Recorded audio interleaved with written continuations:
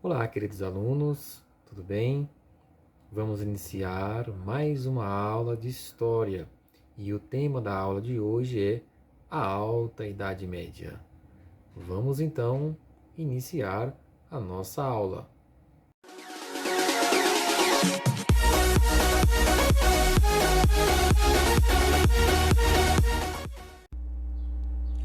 Então vamos lá, vamos dar início à nossa aula de história com o tema da Alta Idade Média.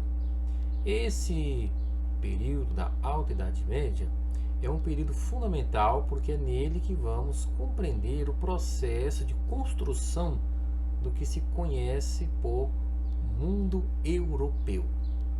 Então, vamos iniciar a análise sobre o período medieval com esse primeiro período chamado de Alta Idade Média. A Alta Idade Média, para nós compreendermos, nós temos que compreendermos anteriormente a chamada crise do Império Romano. Essa crise do Império Romano é um conjunto de vários fatores de ordem econômico, social, político, militar, que vai abalar a estrutura do Império no século III, culminando então no século V com as chamadas invasões bárbaras.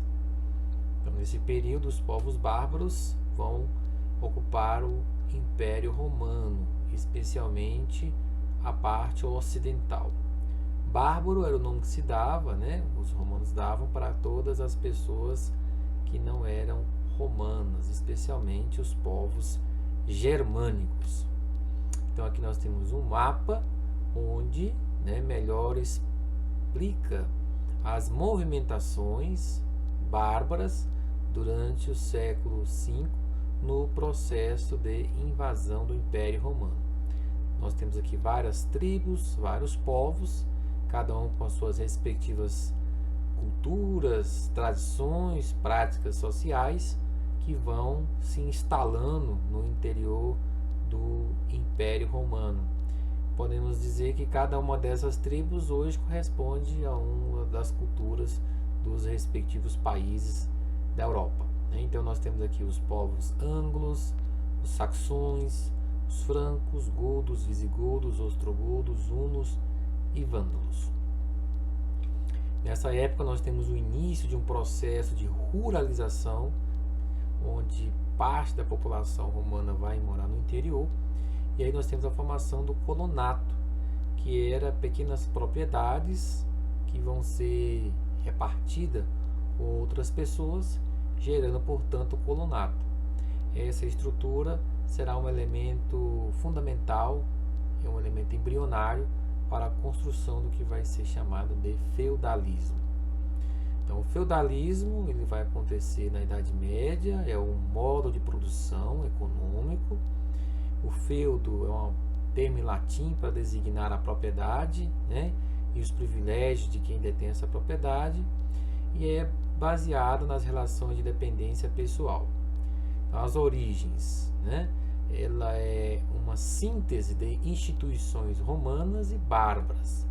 Romanas, já existia na época do Império Romano as vilas, o colonato e o cristianismo.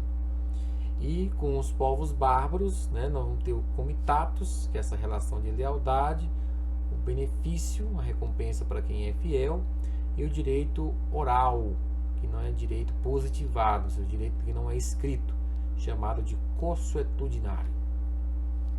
Características do feudalismo: enfraquecimento do poder central. Então nós temos um processo de fragmentação da propriedade, da terra, do território, em vários feudos, que vai se dar numa dimensão muito local, laços de dependência pessoal, então nós temos aqui o papel do senhor feudal, detentor da terra, e os seus subordinados que prestam a ele fidelidade, homenagem.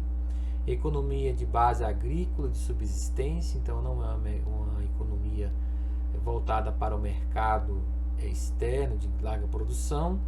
E nós temos a consolidação do cristianismo por meio da Igreja Católica, que será responsável por organizar toda a dimensão cultural, política e social desse período histórico.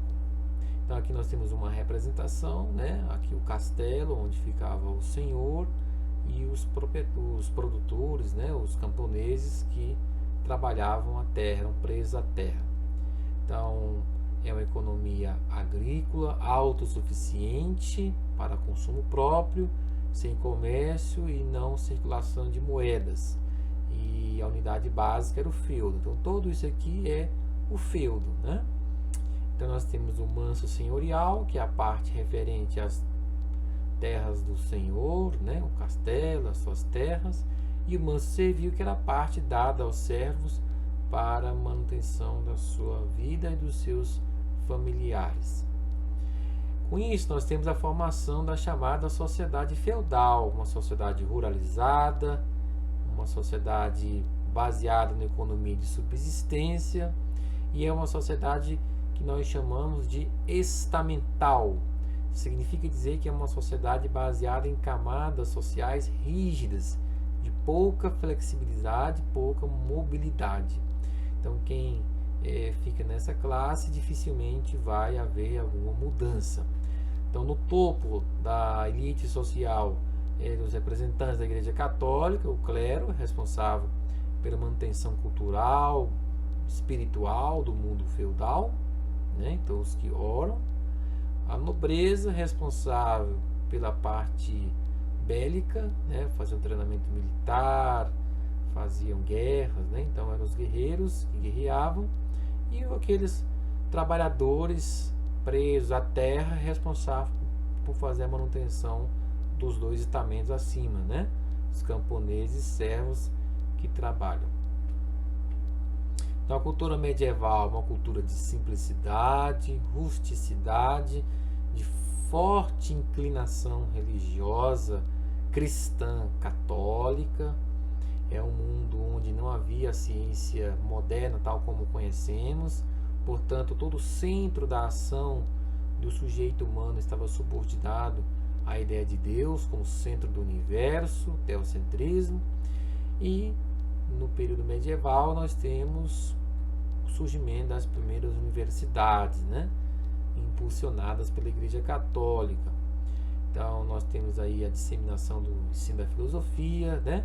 Com a Escolástica de São Tomás de Aquino, que é uma mescla, né, de elementos racionais filosóficos helênicos, cultura helênica, grega, com o cristianismo.